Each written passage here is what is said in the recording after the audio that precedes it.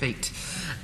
First of all, I just want to pay a massive credit to the members of this House today who have told their own personal stories. I think it is really, really powerful to show that victims of domestic violence, sexual violence, for so many people, they look like somebody else. They look like other, when in fact they are all of us. They are everybody. They are living on our streets.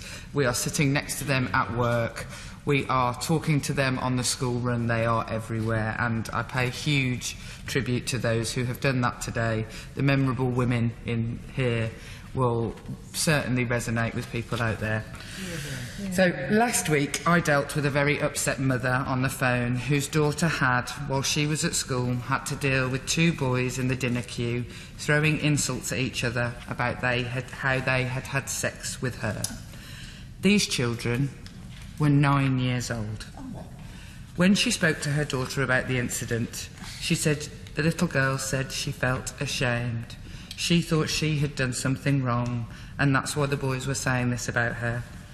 And so begins the life of another young girl who thinks she is to blame for the misogyny she faces and will probably face for the rest of her life. This is the example I heard last week. During the inquiry into sexual harassment in schools undertaken by the Women and Equality Select Committee, we heard a huge amount of similar evidence, and that felt like lifting a huge rock up on a problem that has existed for too long and is holding both young girls and young boys back. In my time working with local schools in partnership with Women's Aid, I heard hundreds of stories of girls who were harassed, assaulted, raped and sexually exploited, all before they were 16.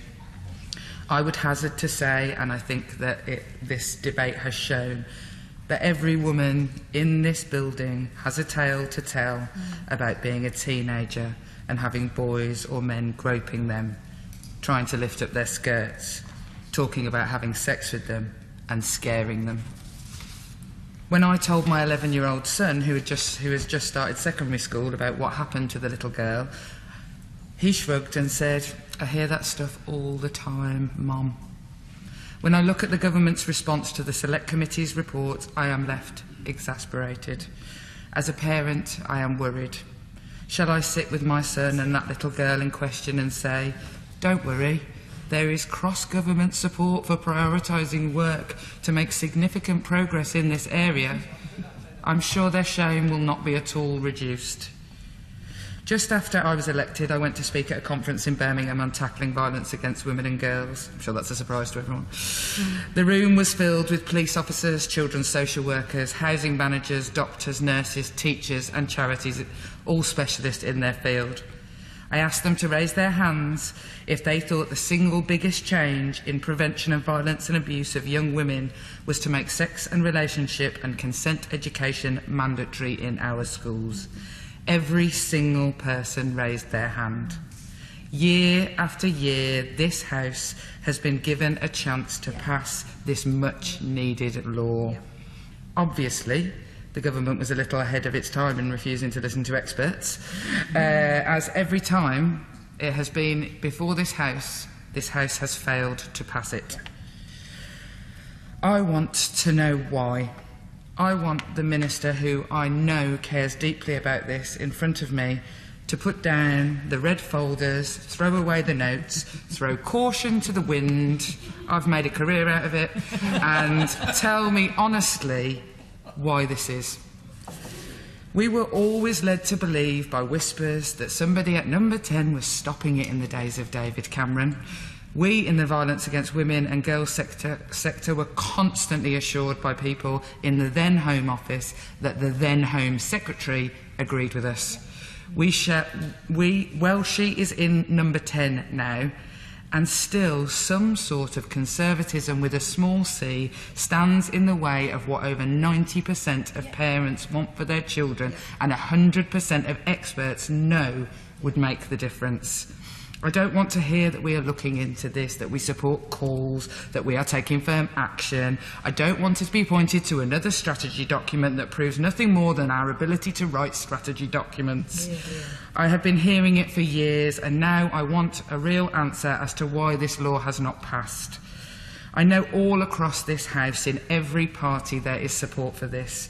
We must act and start having open conversations with our children about gendered attitudes that lead to the harassment of girls and young women and the demonisation of boys and young men. Will my honourable friend give way? I will.